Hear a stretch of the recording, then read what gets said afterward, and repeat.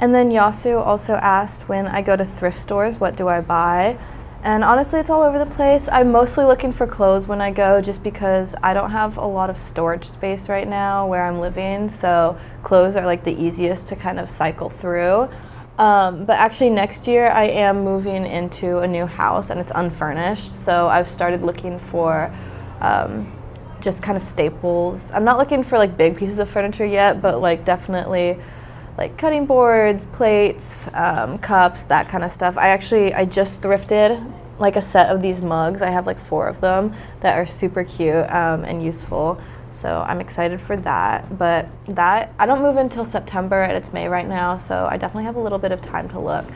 The thrift stores here, they honestly like have everything. I think this top is thrifted. They have a lot of jewelry, which is nice because I obviously wear a lot of jewelry. They have like accessories. A big thing that I use thrift stores for is if I have like a specific event where I need to like dress a certain way, but I don't think I'm going to use those clothes again, I will like go and look for them at the thrift store, because usually they'll have them and it's cheaper, it's less wasteful, and like I don't feel bad about buying something to only wear it like once or twice. So like Halloween, for example, like my Halloween costumes, I'm obviously like not gonna wear every day, so I don't want to buy them new. But yeah. Okay, and then the next question is, what is my favorite band? I have a lot. If you could see my room, it has like band posters everywhere, but like my favorite genre is probably like 70s rock. That's kind of what I grew up listening to. When I first got into music, that was like what I was really into and what I listened to the most. So bands like the Red Hot Chili Peppers, T-Rex, The Clash, that kind of stuff I would listen to a lot. I'd say of those 3, like right now, I really like T-Rex, just because like they have like a lot like mellower, smoother sound, and I've been doing some like research into their past. It was actually really sad. Their like lead guitarist, Mark Bolan, he died in a car crash, I believe, with his and his like girlfriend was in the car. She survived, but he didn't, and that kind of led to like the end of the band. But they have like this super cool sound, in my opinion. It's very like it's very reminiscent of that time and very representative of it. I like I'm looking for the right words, but they were based in the UK, and then kind of as they grew, they wanted to like move to like an American audience, but it was a little harder back then. I recently got into a lot of more like house and EDM music. I just went to a rave actually for Crankdat. He's like this artist that came to Seattle, but my like friends are super into raving and super into EDM. It's not really something that I would just like listen to on my own, but in like a concert setting, I think it's super fun and super high energy. And we went to one of the venues in Seattle, and it had like insane lasers and like pyrotechnics and like a digital screen behind him, so that was super cool. And then Yasu also asked if there was like a Seattle specialty or something like Seattle is known for. I'd say food-wise, we are like known for our fish that we have here. Like if you go to Pike Place Market, the fishmongers are super famous because like they'll throw like giant things of salmon to each other.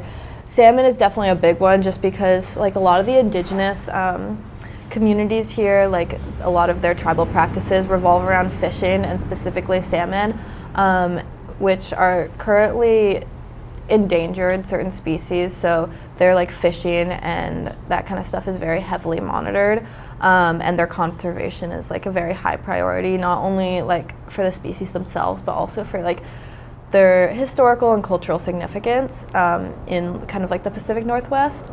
And then another thing that we're known for that I actually didn't know about till this year, even though I grew up in Seattle, is like something called the Seattle dog. I think it's just like a loaded hot dog. Again, I don't eat meat, so like I don't know what it tastes like, but you'll see like vendors just selling it on the streets, especially outside of like sporting events or concerts, or even just like in busy areas like Capitol Hill or U District. And so they'll have like their big stands, and they'll have the like hot dogs, and you can put like stuff on them, like chili, sour cream, onions, relish, all that kind of stuff. So it's like a loaded hot dog, which honestly looks really good. But yeah, my roommate loves hot dogs, so I'm sure she would be able to tell you more. She would be so disappointed in my explanation of them.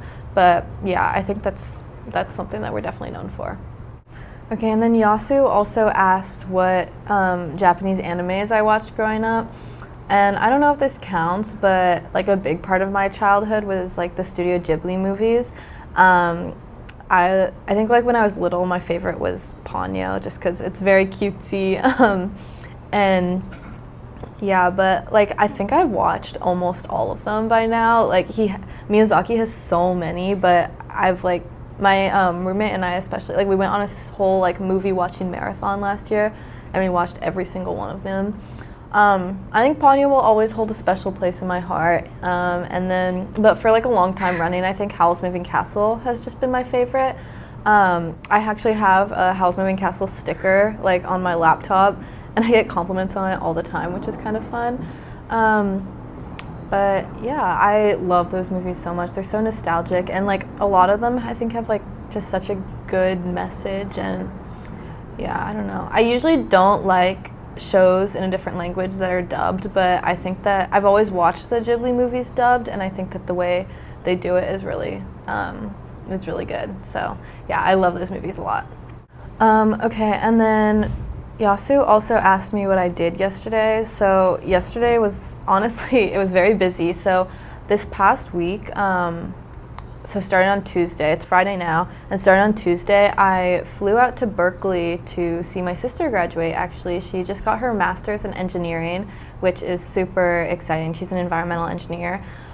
So I flew down to her school, UC Berkeley, to see her commencement on all that, which was super fun, but very hectic just because it was in the middle of the week and like I still had school going on, so I was like tuning into my lectures while I was like going to her reception and that kind of stuff. But yeah, so yesterday I flew home from that, and I spent like the morning with my sister, and then I flew in, probably got home like into the airport around 5, got home around 6, and then like I ate dinner super quick, and we had a like sorority initiation for our spring class, which probably took about like an hour and a half. It was from 7 to 8:30, and then yeah, I was just like so exhausted from flying that I got home, I unpacked, showered, and then like I did as much homework as I could, and then I just like I had to crash because I was like I need sleep. But yeah, super busy day, but honestly super fun. It was really good to see my sister. I say that she's my soulmate. I love her so much. But yeah. Okay, and then the last question that Yasu had for me was, what am I going to do tomorrow? Tomorrow is the weekend, finally. I need a break from school, actually. But it's also our sisterhood retreat. So every spring quarter, my sorority does a retreat where we all the members are invited to go to a camp, and we just kind of like play games. We bond with each other. We like reestablish our sisterhood, and yeah, it's kind of like just a nice getaway to like reconnect with everybody, and like I don't know, just yeah, really just bond. So we're leaving for that. This year it's at like a beach camp kind of north of Seattle, which I'm super excited to go to. I've never been before, but we stay in cabins, it's overnight, and yeah, we all like eat together, we play games. I think that we'll like do some photos for our Instagram or whatever, and hopefully spend some time on the beach. The weather looks good, so hopefully it stays that way. Again, you can never trust the weather up in Seattle. But yeah, I think we leave for that on buses like early afternoon. So tomorrow I'm gonna pack for that really quick, and then I told my friend that I'd meet him to walk around Green Lake, which is this like big lake kind of in the middle of Seattle, or in the middle of North Seattle, that I can just walk to from my house, and it's like a 3-mile little loop around the lake. So that'll be super fun. It'll be good to catch up with him, and yeah, I think that's all I have planned for tomorrow. The sisterhood retreat honestly goes pretty late. Like we're up until 11 doing activities, and then you're like free to do whatever after that. So that'll definitely keep me pretty busy. But I'm really excited for that. And yeah. 実践的な英会話を短期間で効率よく身につけたい方は、いろんなアメリカ人の生の英会話を学ぶのが一番です。英会話教材 This is 英会話では、アメリカ人約150人の生の英会話を紹介しています。概要欄に紹介していますので、ぜひ見てください。それでは次回をお楽しみに。